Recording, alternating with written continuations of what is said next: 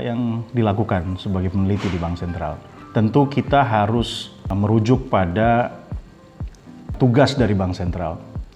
Tugas dari Bank Sentral adalah pertama, menjaga atau mengelola kebijakan moneter, yang kedua, melancarkan sistem pembayaran, dan yang ketiga, menjaga makro prudensial. Oleh sebab itu, pada 3 fungsi utama Bank Sentral, terdapat fungsi riset yang menyediakan berbagai alternatif solusi dari permasalahan atau langkah-langkah untuk mencapai target pada 3 aspek tadi. Menjalankan kebijakan moneter yang pada dasarnya adalah mencapai target untuk menstabilitaskan harga, baik di sektor real maupun di sektor keuangan. Yang kedua, melancarkan sistem pembayaran. Berarti kita juga bisa atau berkewajiban menyediakan solusi-solusi agar sistem pembayaran, baik pembayaran secara manual maupun digital, itu berlangsung dengan lancar, karena kelancaran sistem pembayaran akan menentukan volume transaksi dalam sebuah sistem ekonomi. Semakin lancar sistem pembayaran, semakin cepat sistem pembayaran terjadi, maka transaksi akan semakin banyak dan kemudian menentukan volume ekonomi. Dari volume itu kita tahu bahwa disitulah penentuan pertumbuhan ekonomi.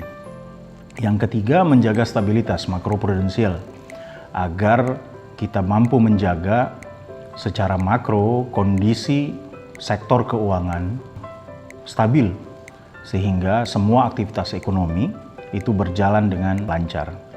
Nah, peneliti menyediakan semua yang dibutuhkan menggunakan data-data baik historical data atau juga pengetahuan-pengetahuan proyeksi-proyeksi masa depan untuk bisa memformulasikan kebijakan yang tepat terhadap satu masalah, sehingga kita mampu memberikan solusi-solusi, alternatif-alternatif solusi yang dapat dipilih mengatasi masalah tersebut.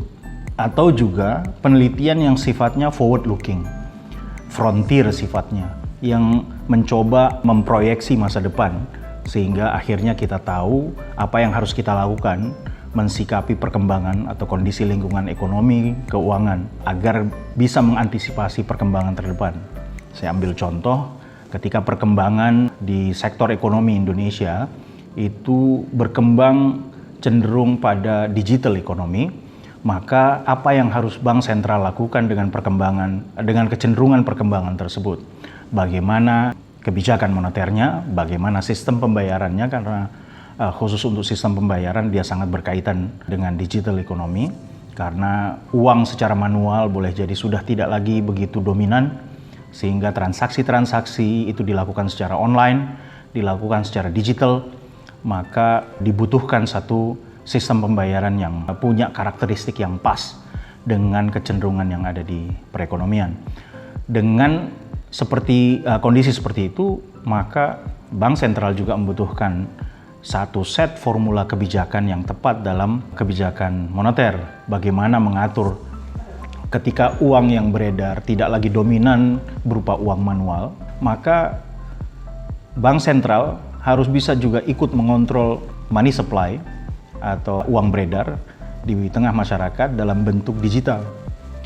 Karena memang dalam kebijakan moneter, suplai uang tersebut atau uang beredar yang terlalu besar akan mendorong konsumsi yang berlebihan dan kemudian bisa menaikkan tingkat harga atau inflasi. Oleh sebab itu, perubahan konstelasi sistem pembayaran, dalam hal ini uang, perlu diantisipasi oleh kebijakan moneter yang baik.